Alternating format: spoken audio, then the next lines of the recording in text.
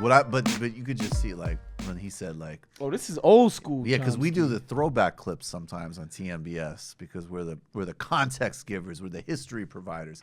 So this was flagged by black socialists. You know, he kind of looks like Bill Maher right here. Oddly. Oh, don't diss Noam. I'm just saying, it's just weird. How great would it be if Noam Chomsky was like, all right, you're not an anti-imperialist, okay?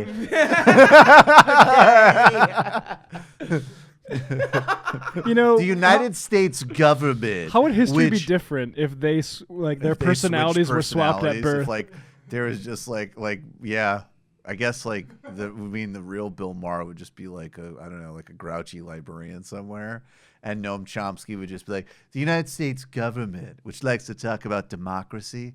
Guess what, stupid people? It's not.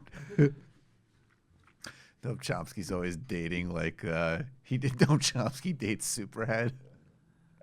Oh my God! I'm like, wait, what? You don't remember that? No, I remember the Bill. I forgot we were still doing the Bill Maher thing, but yes, I do remember that. What happened to Black Bill Maher? Why did that never take off? Remember we workshopped. Did we workshop Black Bill Maher? Yeah, we did because you were like, I'm an atheist, but I'm not Black Bill Maher, and I was just like, yeah, that don't mean that you educated, okay? That's the cool thing about a Bill Maher impression is you don't even need to do one. You could just fit it into any fucking sub pocket and just make it. It's because all it is like, what if Noam Chomsky was a dick? Right, that's it. Okay. Yeah, I got it. Like that time you said Jesus came down from the cross. Okay, next segment. Yeah, I happen to go to East Timor. Okay. The problem is some of you didn't invent modern linguistics.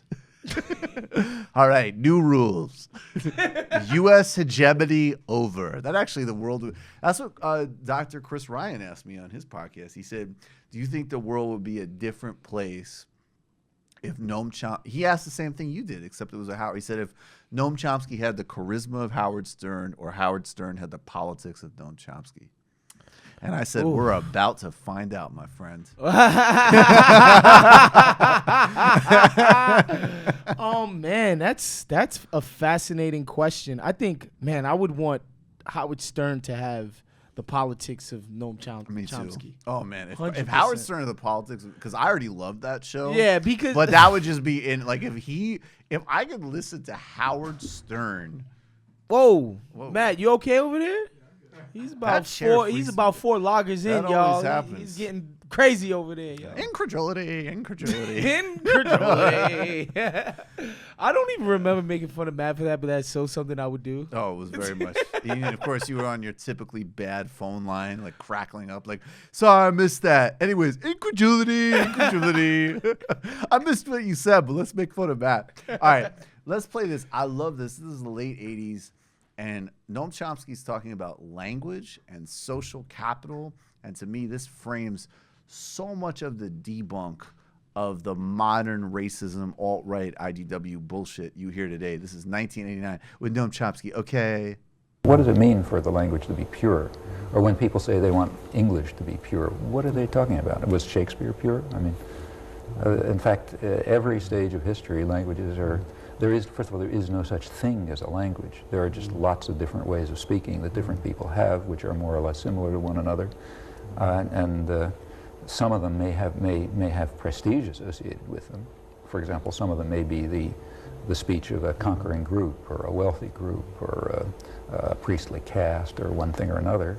And we may decide, okay, those are the good ones, and some other ones the bad one.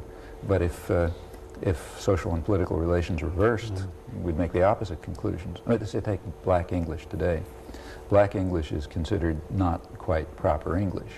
On the other hand, if blacks happen to have all the power and own all the corporations and whites were working for them, it would be the other way around. Okay, Black English would be the language of culture and science and so on, and the stuff that you and I speak would be considered a degenerate dialect, which you have to get people out of so that they'll be able to think. But that raises an interesting question. Why does language have rules? Why were we taught these rules in grade school? Yeah, why is stop there?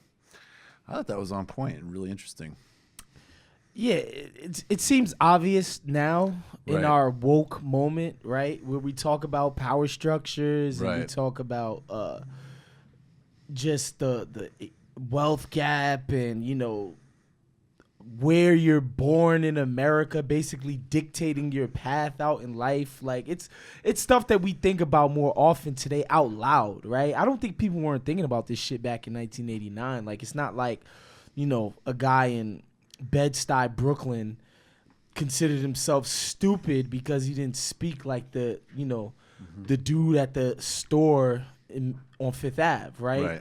But you know, it's just so stark now in our view, and and because black culture has permeated everything that we fucking do in this country now, and so, you know, where you'll have the actual president, even though he's half black, saying shit like bling and, you know, just using our words more frequently in the more mainstream, and by mainstream I mean white culture, you know. It just seems more obvious to us now. But in 89, I'm sure people were like, no, those blacks are dumb. It's a resurgence of all of that bullshit on YouTube for sure.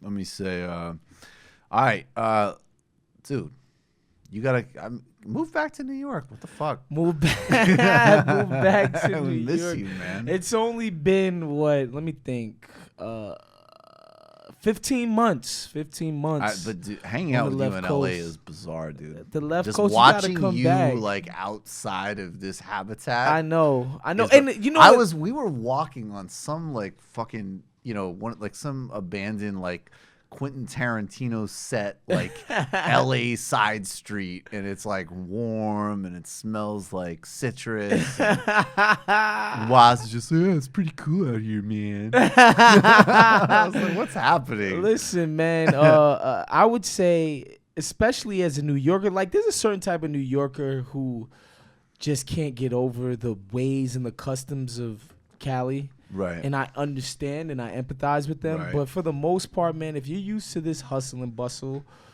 and then you go somewhere where it's literally just not at all. Not at all. Not that people aren't hustling, like trying to get ahead, blah, blah, blah, blah, blah. But like, trust me, your waiter's going to take his time. Your bartender's going to take his time. Yeah.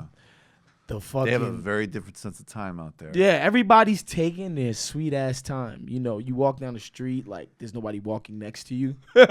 You know what I'm saying? Like, it's just a different way of being. But I'm absolutely enjoying myself. But of course, I always miss home. I'm always happy to be here, rip and run. You know, while I was here, I had to stop by the TMBS, man. I'm so proud of what you've done over here, man. Matt, you know, I've been watching y'all for a while now, so it's nice to see what you guys are doing. You guys did good. And you're doing better every day. Appreciate it, man. Appreciate it. You do better every day too. It's been, I mean, that's a cool part of our friendship is even back to like, you know, sitting at some bar in like 2015 being like, we got to figure this shit out, man. Yeah, absolutely. Because there's no health insurance and all of that. And we've been watching, like, both putting it together in these parallels and then having the opportunity to do Woke Bros together.